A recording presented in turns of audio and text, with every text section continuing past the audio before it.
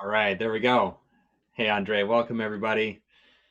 I was just checking, this is our 10th chat, our 10th And how to have chat. difficult conversations about race. Yeah, so, it's a little bit of a milestone, I guess. We're about a year and a half away from syndication. Yeah, exactly. National distribution. Yeah, how you been? What's going on this week for you? What's going on this week? Since the last time we talked, it's about moving forward, moving faster. Hmm. So decided to be helpful personally. Like everybody likes to help, or excuse me, I'm not do everybody. I've been helping from a distance. I've been supporting the cause. I've been supporting the movement.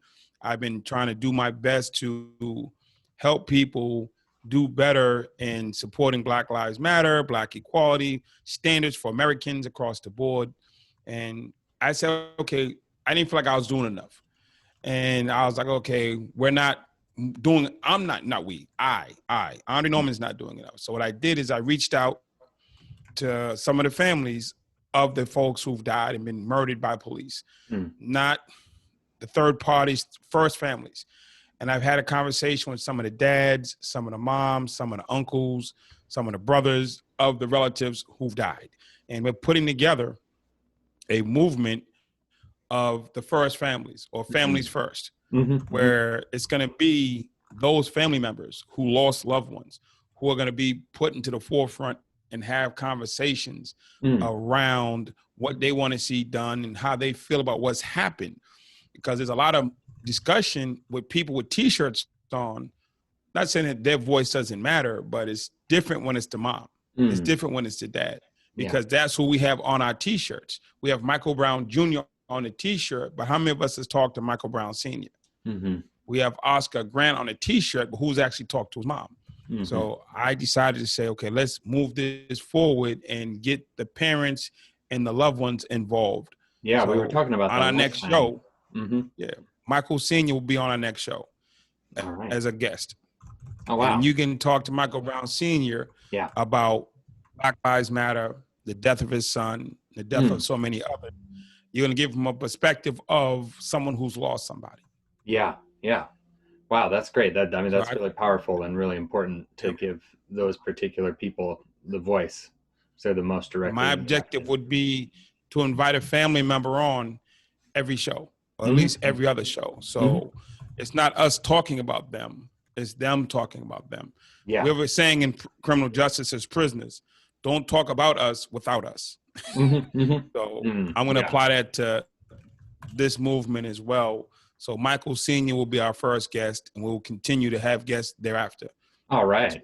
Wow, really that's in the great. mix, not outside talking about the mix. Yeah, thank you for doing that work. That's really important.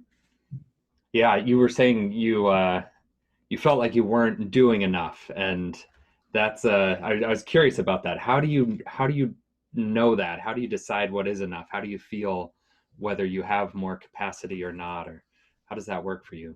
You're honest with yourself. I mean, I can look at what I've done and compare it to what somebody else has done and say, oh, wow, I've done more than him. I've done more than her. But it's not a competition. It's not a race. And if I'm truthful and honest with myself, I have to say, how important is this cause to me? Hmm. If I had to line up all the things I'm doing in my life, where does this rank? And that's step one. I had to go back and say, okay, because you put your time to the things that matter. So I put time into my Hmm. family. I put time into my business. I put time into going to restaurants. I put time into things that I like to do.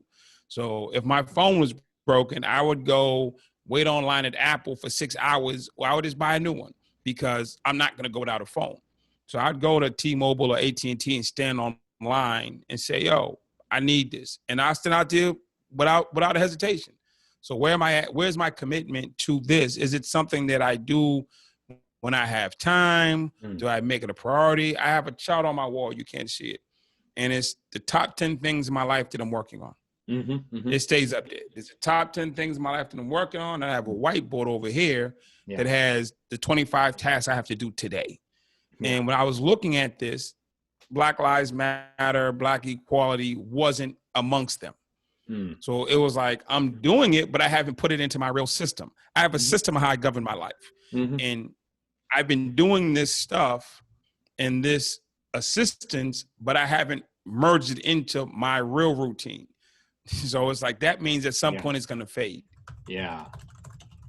Yeah. I And if like I'm that. just a black guy who cares, and I have it on the outside of me. If there's a thing, just 10 things you do every day you have to do. You know what I'm saying? And if you don't make this one of your 10, then it's not a routine. It's just something you're doing until it fades. Hmm. Hmm. So it's kind of, so I don't want it to fade. So I had to stop and say, okay, Dre, you need to, I literally, hold on. I don't want to turn the camera. I don't mess it up. I have a chart right on the wall over here, and it's 10 plaques. And it says, what's the number one thing, number two, number three, all the way down to number 10. And Yeah. each one has line items of what I'm supposed to do. Hmm. So I am making my plaque tomorrow. Then I have to determine on a 1 to 10, where is it going Hmm. and what's coming off, because I can only have 10. Yeah. And what is the action going to look like tomorrow too? Out of all the things that can be done, learning, reading, keeping Right. up, So producing things, reaching out to people, whatever it is. if it's not on one of my top 10 at one level, for me, it's not real in the sense of it's part of my daily structure. Hmm. So I'm winging it, as we would call, Yeah. versus like the stuff on that wall gets done. Even if it doesn't get done timely, I still procrastinate. I don't get everything done in this timely fashion, but it's there. I get a daily reminder of, I try to say, well, because I'm black, I look in the mirror, I get a daily reminder, but it's not enough. Hmm. Hmm. I mean, because I'm black and I know this is against and horrific for black folks, I can still, I needed to do more on an internal space, not so much do more on the external, because I can go to 3 more rallies and I'm not a rally guy. I can go to 3 more whatevers and I'm not a whatever guy. I'm a strategic planner. I Hmm. am a strategic planner. I've been that for Hmm. 20 plus years. I do it around the world. And the truth is, I wasn't applying my best gifts to Hmm. this. Hmm. So Hmm. 10 meetings of us doing this, and I still hadn't applied my best gifts. Hmm. So I said, Dre, step up or step off. Wow. Yeah. That was Step really, up. So I'm, yeah, that's really powerful. And that's a great system too. And I'm glad you have something like that. And you recognize that if it's not in the system, it's not truly a priority, is it? If it's not something you actually put alongside the other things that you do. in fairness to all people, not everybody has a system. I actually teach the system Yeah. in my coaching. I teach people how to, there's so many people who just have everything jumbled in their heads and they try to make it work. So those people are those people. Andre has a systemized, itemized system where it's is so whatever your system is, it is. Right. Mine's is written, format, posted in the living room, on the wall, hands down, no blink. And it's Hmm. there. And you Hmm. itemize it on a scale of 1 to 10. And most of it right now is business stuff. So what's my number one business venture, my number 2 business venture, my number 3 business venture, all the way down to number 10. Yeah. And I don't see this as a monetary business, but it's like, that's just how I regulate my life. So since I Hmm. didn't see this as a monetary thing, perhaps I didn't put it in Hmm. that category. Right. But it's going to be the only non-monetary thing up there, which is okay. Yeah. But it needs to be, for me to be 100% all in, it needs to be up there.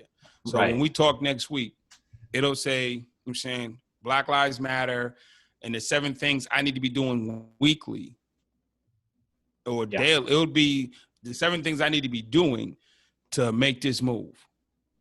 Right. Yeah. And it's interesting that change, that lifestyle.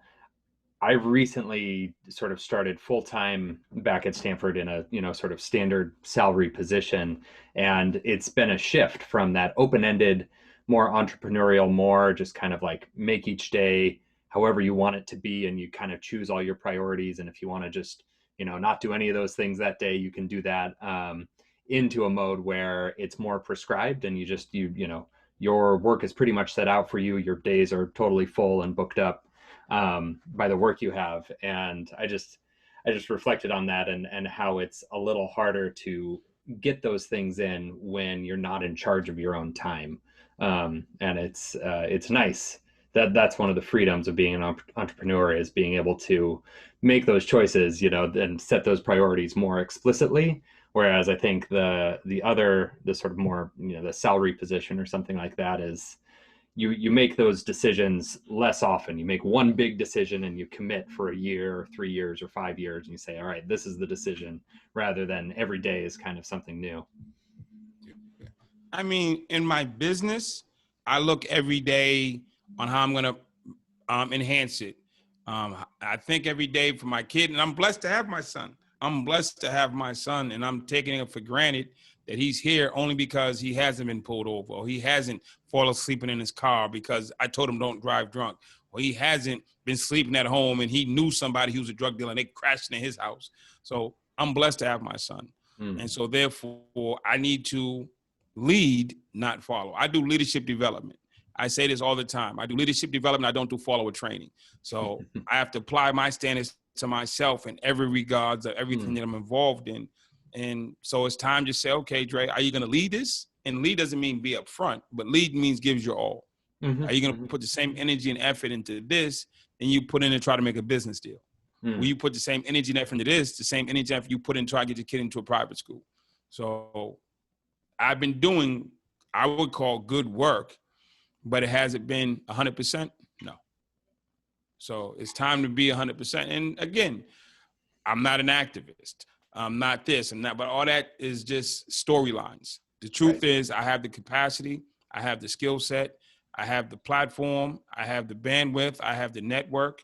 So do more. Yeah. One of the things that I find helpful, and is not necessarily needed for everybody, but there's a service that I might put in the video description called Antiracism Daily, and they do a really thoroughly researched email digest along with actions, sort of daily actions that are available, whether it's around incarceration or COVID or different things related to social justice. But that's a pretty fantastic newsletter, and it started up just after George Floyd's death. So that's one that I look to that's just built into my daily systems, because it's one of the only emails that I let into my main inbox on a daily basis. And so that's one that I'll put in there for other people to take a look at if they want to. Like, I get a lot of business folks who call me because I do business. I'm an entrepreneur and I'm a speaker trainer. So I get a lot of CEOs who reach out to me and want to have conversations. And I've been fielding these conversations. I've been having conversations about what I think is this or what I think is that. And I said, Andre, no. So today I had a businessman call me and we set the call up and I put one of the fathers on the phone. I said, you need to talk to the people direct. And we did a 3-way Zoom call. We all 3 got on the call. And I did the intros. I introduced the father to the entrepreneur. And I said, listen, I don't know what, I'm dusty in my house today. I said, this has to be without me. So I made the introduction. The platform is simple. Y'all need to talk to each other. You want to be a funder supporter. You're a dad out here in the struggle firsthand. Let me be a support system and not the go-between. So I put them 2 on a Zoom. Then I came on to end and made sure that they're going to have weekly calls between them. And I'm going to keep connecting the families to the sources. I'm not going to be the source for either. I'm just going to be a connector. Yeah, you find that thing that you're good at, and that's something that you can do. You have the network, you have the people. I'm not a mediator. Yeah, you can get people together. Wow. I'm literally putting together a list of all the families that I could come up with, and there's a lot of them who lost loved ones to police misconduct, whatever you want to call it. And I'm going to start taking those folks and introducing them to people in real time. Yeah, good. One thing I realized that all these conversations we haven't really talked directly about policing and about police, and I wanted to, I have various questions on that front, but I was wondering, your thoughts on that, the role of police, the ideal police situation, all these talks about reforms and reimagining policing, and what that version looks like in your world. Well, policing in my life, I've never taken a class on it, but policing in my life, the purpose for the police for the most part, was to make sure we stayed out of the rich areas. Mm. And they were there to make sure we stayed in our space and behaved ourselves accordingly, whatever that called for. So when I was a child, teenager, there were certain rich neighborhoods that to get from one part of town to the other, you could cut through the rich neighborhood to get there faster, go all the way around. And we used to cut through the rich neighborhoods and get pulled over, get stopped, get harassed. There was a mall in Boston, like when they first started doing malls. Malls aren't like a new thing. Like in the 80s, malls came out. Like these big mega malls came out in the 80s, and they built one in Boston. And they had all like the latest stores, and they had all the nice stuff and stuff we couldn't buy. So, for God, you don't go down to that mall. You do not go to that mall and start walking around like you're going. Even if you had the money, they didn't want you. They didn't want black people in the mall. It was just, it scared off white people. It was a bad look. Whatever it was. I mean, it just was a no-go. We knew as kids, there's certain neighborhoods you didn't go to because the police were there to keep you out. That's how I grew up identifying the police. The police were there to keep me out of certain places. And that was my reality. I wasn't dealing with like other cause. I used to watch my mom get beat up and the police never came to save her. So police didn't help me with my greatest need, keeping my mom safe. Yeah. So police didn't help me with none of that. So when kids started throwing rocks at me, because my story is I grew up during the busing era in Boston, and kids threw rocks at us and called us niggas and all that type stuff. No police came to help me.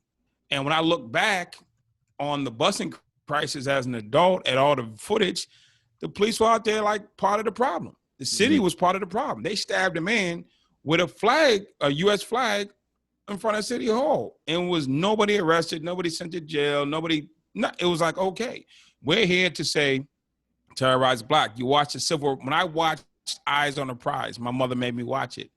It was police who were trying to enforce that you don't go to school with white kids. It was police who the people called. Anytime there was a problem, you called the police to enact law and order against the blacks. And the whole time growing up, now, once I got into criminality at a young age, this is what my understanding of the police were. When I grew up as a young man, there used to be the mafia or the mob, whoever they were, the white folks who used to run the numbers or run the drugs. They literally had an outpost right in the hood. So the white folks would show up every day, open up this little drugstore with the fountains and all that stuff, and they just run their operations from there.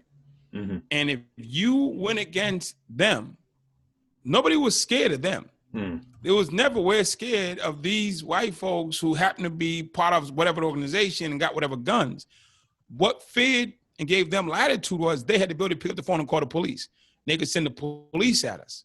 And the adult criminals or adult mobsters, black, wouldn't mess with the white ones, not because they were scared of the white ones. They were scared of the white ones with blue suits and badges. Yeah, and same things today. The mob or the white mob was always backed up by the white police officers. So that's what gave them the latitude to do all they. I just watched a YouTube special, The Most Corrupt Cities.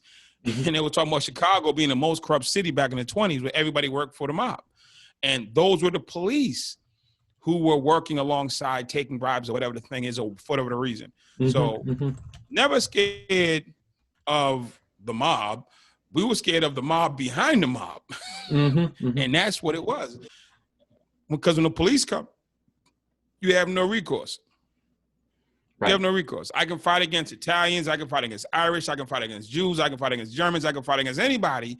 They're not gonna come into the hood where we live in mass numbers and win nothing. Now, if we went over to their side of town, they got a shot at it. You ain't coming in the middle of no housing project. I don't care how many Cadillacs and how many guys and how many flapjacks. You ain't coming up in the hood with nothing and getting no W.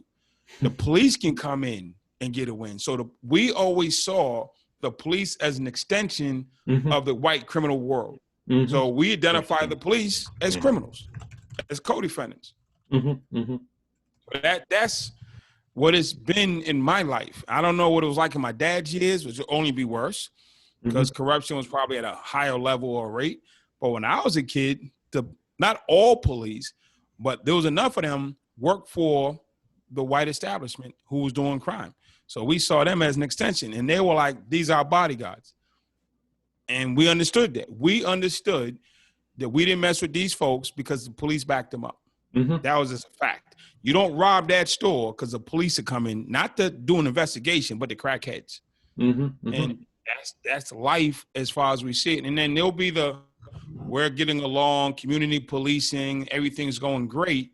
Then there was a situation, there was a white guy shot his pregnant wife. He drove to a black neighborhood and shot his wife, then blamed it on the black guy. The police tore everything black up. The next day, tore it all up. They said, "What? You shot a white pregnant woman? Oh no, not acceptable." And they went cracking heads. They cracked heads so hard, a man confessed. Think about this: a man confessed to shooting a pregnant white woman, only to find out 2 weeks later the husband actually did it. So where did that confession come from? Yeah. You tell me why a man just arbitrarily confessed to a murder. And lo and behold, 2 weeks later, he didn't do it. Now, the police would tell you that he confessed because he did it until he didn't do it. Then it was like, okay, well, give him some money and send him home. Yeah, and how many times does that happen where they don't find the true, murderer, whoever it is, and that false confession lands someone in jail for the rest of their life? Had forensics not determined that the guy was lying or whatever the story was, that man be sitting in jail right now doing a life sentence talking about I didn't do it. Right. And there's too many people sitting in jail saying I didn't do it when corruption is just acceptable. I mean, you can lie. The coroner in George Floyd's case lied and said the man didn't die from asphyxiation. That's 2020. And he had to see the footage. He watched the footage and still lied. Imagine when there was no footage. Right. Yeah, and I see a parallel. People do we have in jail? I see a parallel to that with white supremacists, right? You can't go up against them, no matter what they do or how threatening they are. That the police implicitly are generally behind them and supportive of them. If you're at a protest or if you're in certain parts of the country and you try to go against them, the law enforcement is stacked against you all day. I mean, if you look at the 60s, the 50s, the 40s, a lot of the Klansmen, a lot of the night riders, a lot of the people who did what they did were law enforcement. Just when they weren't at work, they put sheets on. So come on. I mean, how do you beat that? Yeah. How do you as a black community beat that? So we went from slave owners to law enforcement, from law enforcement to clans, from clan to whatever you want to call it now. And it's like, okay, we've always seen in our community the police as an occupying force because that's the slave catchers back in the day. Right. That was like, okay, the bounty hunters. It was all law enforcement for black folks is a tough sell. Now, granted, you have black folks in position now. You have people doing different stuff. But the baseline is collectively, I told the mayor of Boston one time, he says, Andre, because we talk all the time. He was a great guy. He was a nice guy. He thought he was doing well, and he did a lot of good stuff. He asked me like, hey, well, how do the black folks see the police? I said, they don't trust them. He said, what do you mean? He said, I spent this amount of billions of dollars, and I said, man, black folks don't trust the police. This was back in 2005, 2006. And the mayor was like, he for the most part, meeting ended. Because I said he spent too many millions of dollars on community policing to have me coming in and tell him it ain't work. Black folks don't trust the police. And the man's died. I wish he could be alive that I could tell him, yo, mayor, see what I told you? This is why black folks don't trust the police. See, white folks look for that thing that they're doing that should justify trust or should trust. I mean, trust is not going to come in play until you get fairness. Right. I don't care how hard you try or how much you do until it's fair. There's no trust attached. Yeah. And that's what I wanted to talk about, that difference between how the police currently operate and how ideally they would operate, and how do we bridge that difference? So if trust is something that we're trying to build, what does that look like to you? How do you reestablish trust between police and the communities, especially black communities, that they're the police are pawns for the you can't fix that at that level. I'm just saying you can't. It's going to be really hard because the police at the end line of a larger policy. So the war on drugs is not a police decision. That's a Congress decision. It's a presidential decision. It's coming out of Congress. The war on drugs. It's coming out of the White House. Yeah. That's the local cop can't determine this is going to be my mandate. I'm going to run down crack dealers. We're not going to ask where crack was created. We're not going to ask where the coke is coming from. We're not going to ask where the guns are coming from. We're not going to ask why these people are stressed out. We're just going to go catch them for having crack. Forget how they got it. We're going to arrest them for having guns. Forget. No inner city. We just say Newark, New York, New Orleans, Baltimore. None of those places have gun factories. None of those places have crack factories. None of the places grow cocaine. None of the places grow marijuana. But it's there in abundance. You're telling me you can send a rocket ship from here to moon and to Mars and get some rocks, but you can't tell me you can't see, you know exactly where the cocaine is coming from. Exactly. Not kind of, sort of. Exactly within a 2 mile square radius. The coke is coming from right there in this country. And you can figure out the traffic route from there to here, but you can't stop it. You can't or you won't. There's been too many times we've caught, or the government has been caught, when the CIA was accused of bringing drugs into California. And they're like, well, you caught us. My friends were charged and sent to jail for the Oliver North scandal, where they were selling guns to the Contras, and they were shipping coke to America to find it. How does the CIA participate in shipping drugs to America? I mean, there's just a lot of bad stuff. So, but we want to come down to the local cop and say, we need to fix you. We need to back it up and say, let's fix the people who are in charge. Not even fix them, to say, okay, y'all had your run. You know what I'm saying? You had your run. You had your run. I remember I watched Remember the Titans. And there was a time when they were playing a game and the refs decided that the black team was not going to win. They were just calling all these fouls. For the first half, they called all the fouls. They just blown the whistle for nothing. Then the white guy walked up to the other white guy. He said, listen, I know what you're doing. And if you keep doing it, I'm going to go to the paper tomorrow and I'm going to tell everybody what you're doing. And he says, listen, you won't be in the Hall of Fame. You dug your own grave. You get a fair game. He didn't say, fix all the old calls. He didn't say, take back all the stuff that you did wrong in the first half. He said, give us a fair game going forward. So what we want, we can't undo history. So for whoever sold drugs, transported drugs, conspired to do whatever, I'm not chasing you down. I ain't got time for that. That's save the babies. Let's just say, in whatever corruption case comes out, I ain't in it. I ain't gonna do with it. And I'm not rooting for or against. What I'm saying is, let's say right now, the gig's up. Let's give them a fair shot. Let's stop allowing drugs to be imported. Let's stop allowing guns to be mass manufactured and shipped into the cities. Let's stop. I mean, come on. You can't tell me you got a guy with a high school dropout outsmarting the federal government. You got 5 or 6 guys down in whatever this third world country is outsmarting the U.S. government. You're telling me that the strongest nation on the earth can't outsmart or is being outsmarted by drug traffickers. Is it like, how many ways can you smuggle drugs? How many ways is it to get from whatever country in South America to America? How many ways can you possibly figure this out? Yeah, so it sounds like you're advocating moving up the chain, going more to the cause of these problems rather than the war on drugs. Yeah. The war on drugs is like, come on, you've been locked. Come on, how about this? We had the war on drugs and marijuana was a drug. We locked up thousands of black men, thousands, gave them thousands of years collectively, if not millions of years. Yeah. Then we decide, something, weed is okay. Then they said, we're going to pass out legalization and licenses to sell weed. Now you have white companies selling weed on the same corners that black men stood on, making money and doing fine. But that black man hasn't been released from prison yet. Yeah. Why haven't we decided to say weed is now legal? Now, if your case had no killing or kidnapping, it was just you just went to jail for drug possession or drug selling, when it was weed, you should be released. Okay, let's make this retroactive. We got like 800,000 people in jail for weed cases. Let's cut the weed cases. Let's cut them. let's cut them.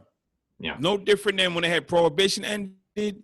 As long as if you had a weed case and a gun case, yeah, do your gun time, but the weed time should be thrown out.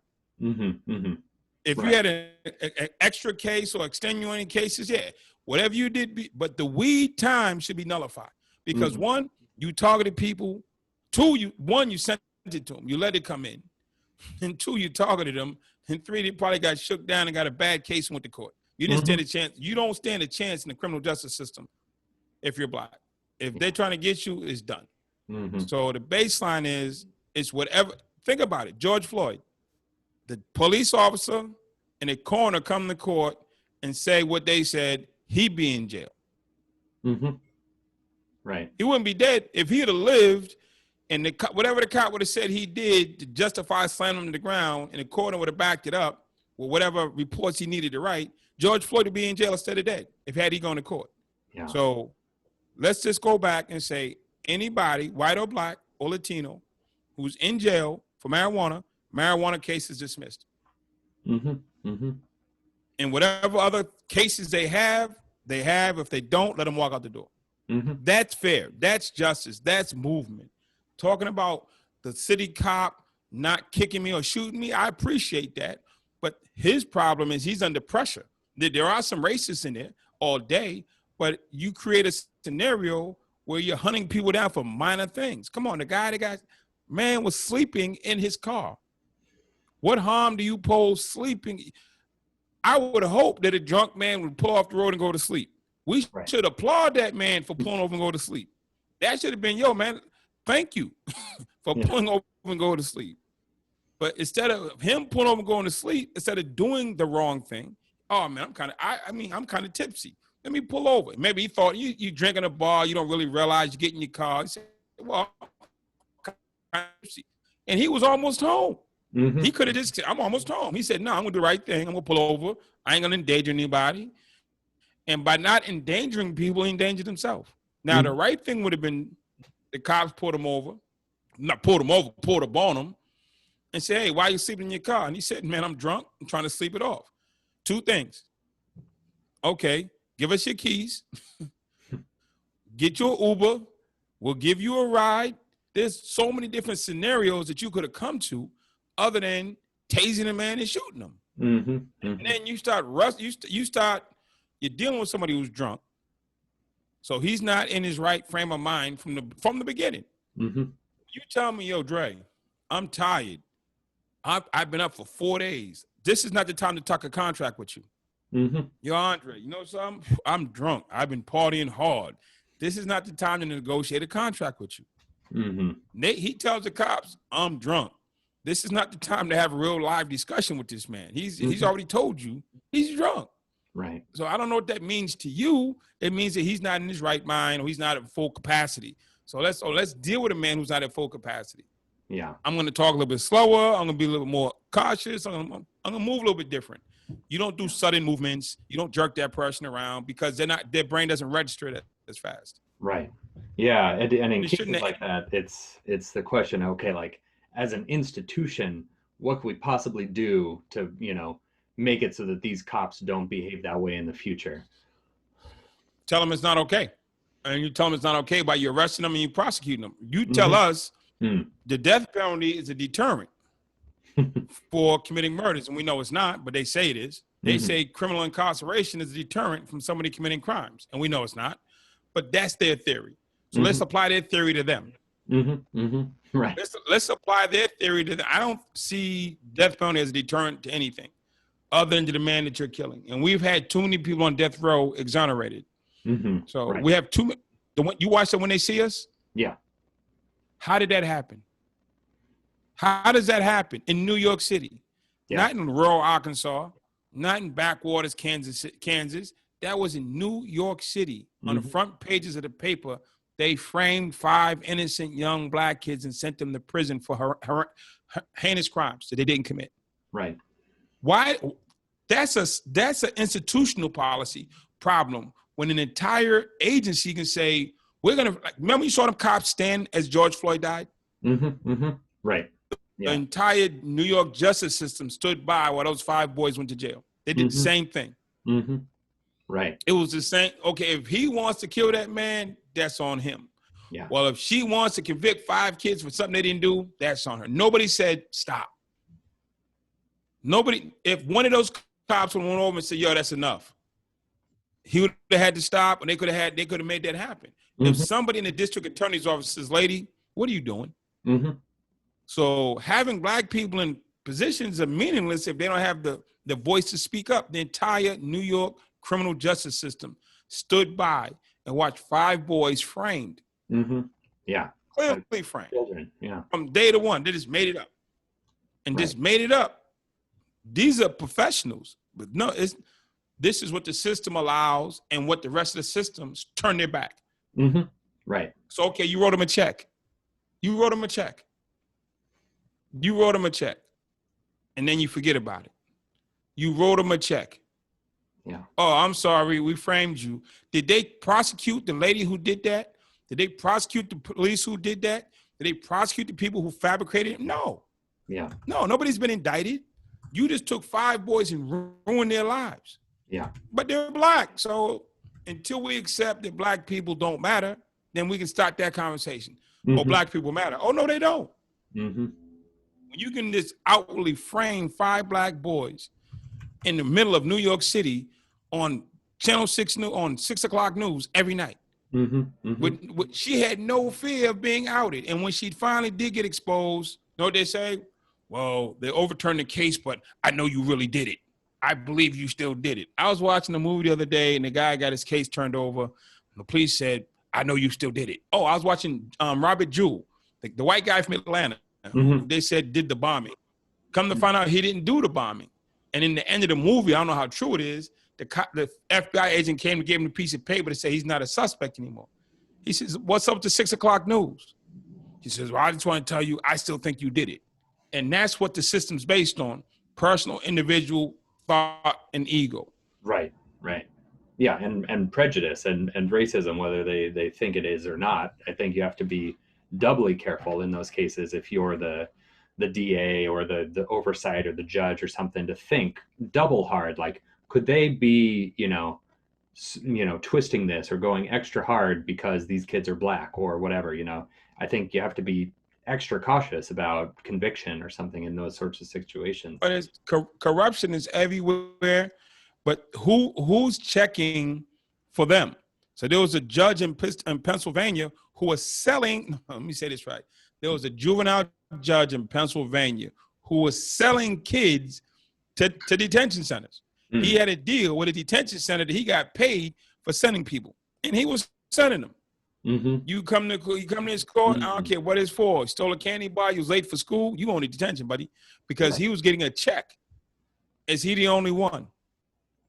Probably not. There's a lot of judges in this country. They finally caught him. Yeah. They finally caught him. Finally caught him. And what happened to all the kids that he sent to jail? Yeah. Lives ruined. Okay, write him a check.